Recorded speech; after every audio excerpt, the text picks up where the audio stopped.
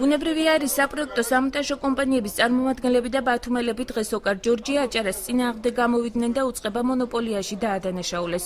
როგორც მათ განაცხადეს, აღნიშნული კომპანიის გარდა სხვა კომპანიები აბონენტებთან თანამშრომლობას ვერ ახერხებენ. აღნიშნულთან დაკავშირებით წერილობით შესაბამის უწყებებს, მათ შორის CEMEX-ს მიმართეს, თუმცა პასუხი არ მიუღიათ. გაზის სამონტაჟო სამუშაოების შემსრულებელი კომპანიების წარმომადგენლების ბრალდებებს დღეს არასაპარლამენტო ოპოზიცია კახა კუკავა, ფიქრია ჩიხრაძის მაჟორიტარობის კანდიდატი რომან ჯიქია გაეცნო და მათ შესაბამის უწყებებთან შუამდგომლობას დაჰპირდა. სოკარ ჯორჯია გაზი აჭარას დირექტორი უწყების მისამართით ბრალდებას უსაფუძვლოს უწოდებს და აცხადებს, რომ აბონენტები კომპანიებს შორის არჩევანს თავად აკეთებენ, მას შემდეგ, როცა ისინი სოკარ ჯორჯია გაზი აჭარას ვალდებულებებს ეცნობიან, რაც მათთვის შეღავათიან მომსახურების პაკეტს გულისხმობს. სოკარმა აიღო თავის თავზე ინიციატივა, რომლის არანაირი უფლება არ აქვს და არც ვალდებულებაში არ ქონია, რომ აი მაინდამაინც ამან უნდა გაუკეთოს ხალხს გაზიფიცირება.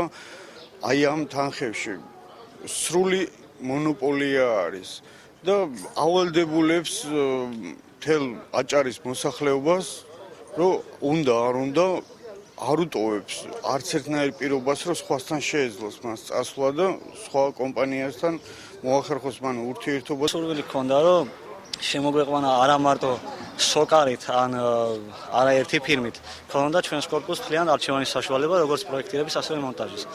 ამ შემთხვევაში სოკარმა არ მოგვაწოდა ტექნიკური პირობა, რომლის საფუძველზეც გვეუბნება მე-19 პრიმამუხლის საფუძველზე ვარს, არადა ვიცით, რომ აგრეთვე მე-19 მუხლი ჩვენ გვაძლევს საშუალებას ქონდეს არჩევანის უფლება. ეს ისევ ჩემი ამომრჩევლები არიან, ჩვენი ბათუმელი ხალხია, რომელიც ფაქტიურად რჩება იმ კარს მიღმა, რომელსაც ქვია ბიზნესის კუთხით.